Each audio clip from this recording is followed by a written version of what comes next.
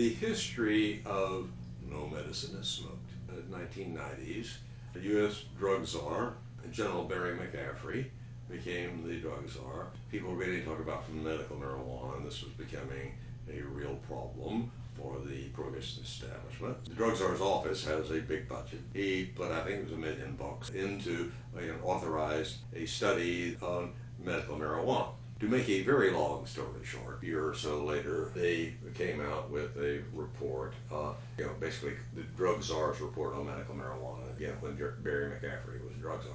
It was an attempt by honest scientists to work for profoundly dishonest propaganda organization, the drug czar's office. But they came out and basically said that cannabis is no more dangerous than any other drug. It fell within, in terms of the risk of thing, because virtually every aspirin causes stomach bleeding, etc., etc. So you have all kinds of things where it's accepted therapeutic drugs have risk. On the other hand, smoking is a bad thing. It took a while for the idea that tobacco smoking was a bad thing to be accepted because most doctors smoked. Until the majority of doctors managed to stop smoking, we didn't really get into too much into that embarrassing stuff. Believe me, that's just a bit of a joke, not much. The fact is, though, that at this point, smoking is a bad thing is generally accepted. One of the bits of propaganda about marijuana is, somehow smoke is supposed to be more dangerous than tobacco smoke. There are significant differences, put it mildly, between cannabis and tobacco.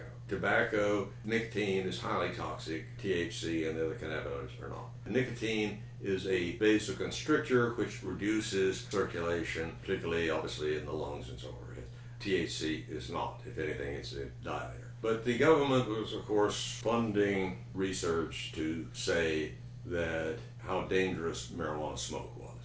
And so they kept funding the studies, that their ultimate authority concluded, well, actually, not only is there far less cancer among marijuana smokers than there is among tobacco smokers, actually slightly less lung cancer among marijuana smokers than there is for non-smokers, period. Well, he was ready to retire and stop doing research. Anyway, the setting is that smoking is a bad thing. That all medicines have their risks. So, that cannabis generally was no more risky than any other medicine. Well, in fact, it's far less risky than most medicine, but never mind. But the only way known to mankind is to consume cannabis is by smoking doobies. Well, you can imagine what it would be like in an oxygen tent trying to smoke a doobie. It would be nice, marijuana isn't any more dangerous than anything else out there, so if you want to let people risk their lives by using it, it wouldn't be so bad. But you can't let them smoke because it says, oh. And so we had one of the greatest discoveries of the drug war. The slogan, no medicine is smoked. This is a somewhat more sophisticated version of the thing, it ain't medicine unless the FDA says it is. So if the FDA doesn't say it's medicine and it's got to be smoked, well, you've got total proof that marijuana isn't medical because no medicine is smoked and the FDA hasn't said it. What the hell do you want? The irony of it is that, and something that really puzzles me, scientists who the drug czars report heard from a number of witnesses, including Dr. Lester Greenspan, about, well, you could vaporize it. You don't have to smoke it. How do we deal with that? You just cut that part out and say, no medicine is smoked. So help me God, that's what they did. If you look down in the footnotes, one reference to vaporization is still there.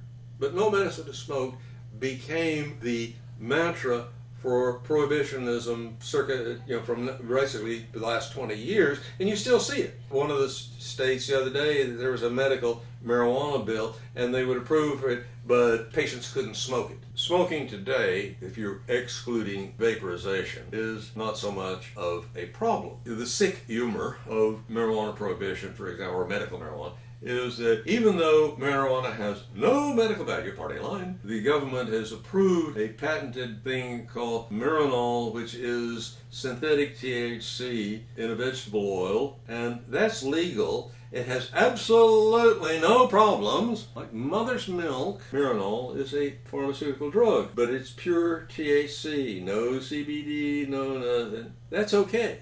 But if it's THC in a bud, that's a bad thing. One reason why prerolled is patients don't like it is because it is pure THC. It has no CBD. One reason why the Brits are so nuts about skunk strain of marijuana is that it is high THC and very little CBD. They know that, but you can't talk about legalizing marijuana in the UK because that would mean you have skunk every place, but you don't have this problem in Amsterdam where you can buy weed over the counter and choose. Aren't you glad you majored in science?